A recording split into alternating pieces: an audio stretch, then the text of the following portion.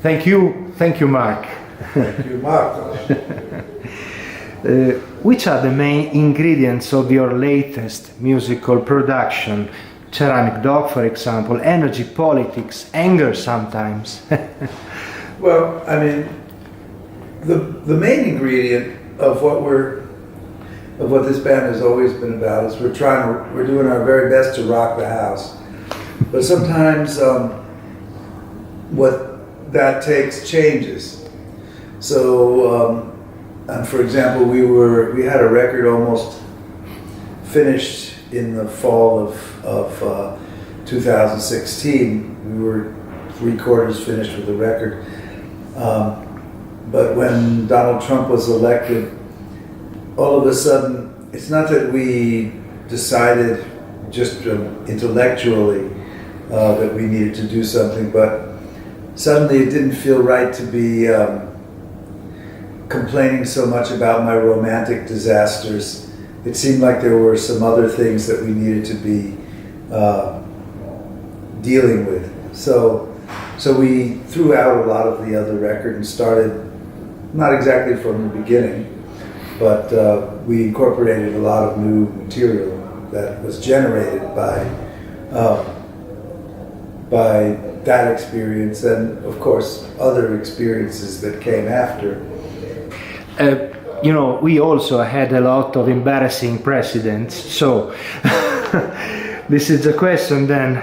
Music can be a testimony of our times. Which force does it have? Can it be a political weapon at last? I think music can be a political, I don't know how effective of a weapon it is, but music and everything else can be political in a number of ways. I mean, one of which is you can say words, angry words that say your political ideas. But as far as being a weapon, like I said, it's not like we sat down and said, how can we create a weapon? But starting in the beginning of 2017, end of 2016, I started playing at a lot of benefits. We played at a benefit after the Women's March in the beginning of 2017, and a lot of other local things in New York. And so we were dealing with what do people need to hear now? What will make people feel, again, what rocks the house now, but what also, what can make us feel good now. And I'd always been interested in political music from the past. I think I became a member, when I was 19 years old, I became a member of the IWW, which is an old and mostly out of date, well, I shouldn't say out of date because some of them are doing very good work, but a mostly anarchist labor union. But I became a member in large part because they had a great songbook, and we covered a song from that, Bread and Roses, although we changed the music completely.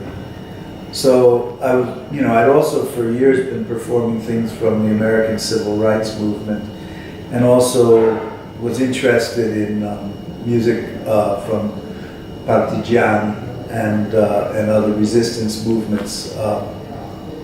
And I was interested in these because there's a lot of political music now, but a lot of it didn't seem like it was intended for people to sing it together. Whereas these earlier musics, a lot of things for the civil rights movement were things that people sang together to give them courage. And also that people could sing when they marched together, and also that people could sing in jail. So, and the same thing with songs of partigiani, so that's what I was looking for. And some of this material, so I took a lot of things from the past and changed them a lot. And I also wrote some material.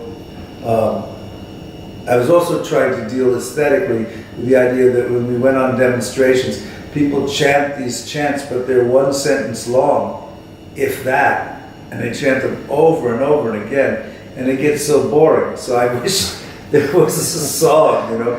I know in Italy it's great, you know, everybody knows Bella Ciao or, you know, certain songs, so. With the young Philadelphians, you celebrate music in a period maybe not well known here. Which is the spirit of that project? I grew up playing rock, but when I found my scene that I liked in New York, it was like no wave scene. So I played rock and jazz and been through this downtown scene music. But they say downtown scene, but it's a lot influenced by Ornette Coleman. I love the Primetime Band. It's one of my favorite bands of all time. It's called jazz, but to me it was like really an interaction with disco, with Philadelphia soul music. In the same way that earlier jazz, like Charlie Parker, was an interaction with the pop music of his of the 30s and 40s, and jazz before that was the pop music in many ways of the 20s, you know.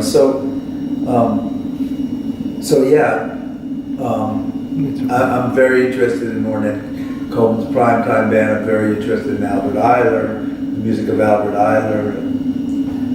And you played for several film scores. What is attracting you the most in this kind of project? Yes, I've done live performance with silent film scores.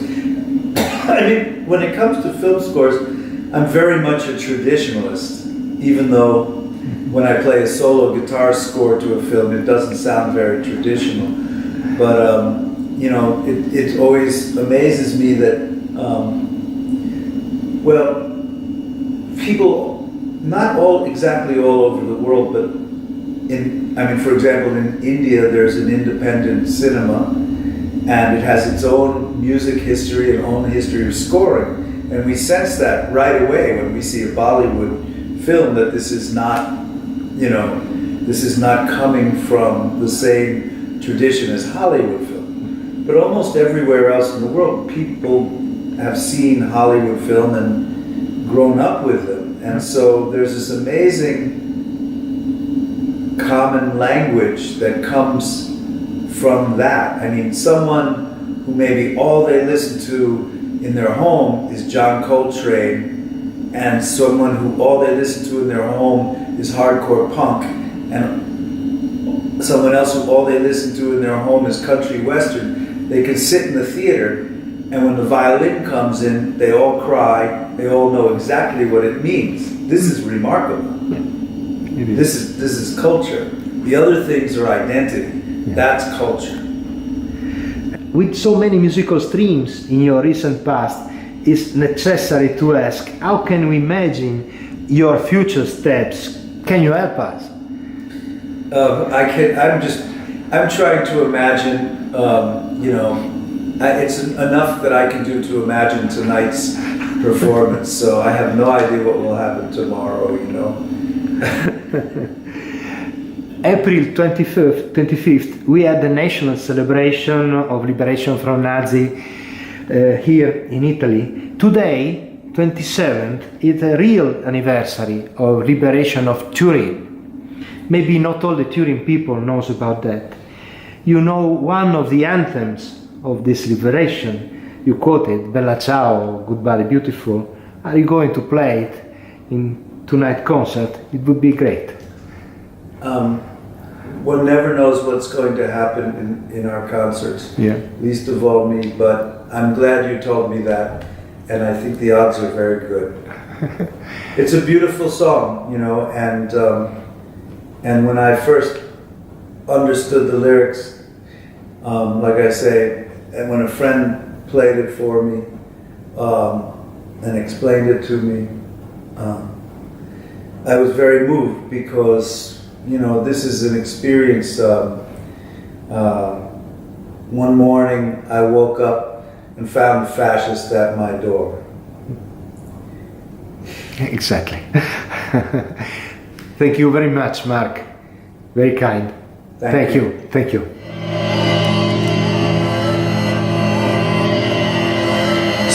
flower of the partisan. Bella ciao, goodbye, beautiful.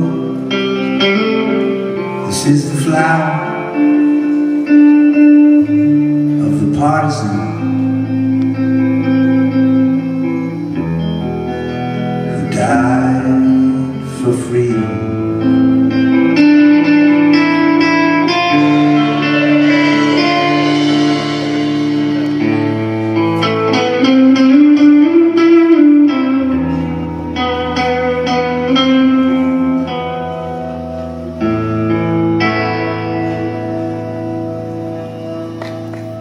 I had mentioned that we wrote a bunch of political material after the election of Trump, and some of that we wound up performing with Ceramic Dog, but some I also recorded on a record with many different artists that's going to come out called Songs of Resistance, and it's going to come out on Epitaph Records in Anti-Epitaph Records, I'm not sure which one, but in September.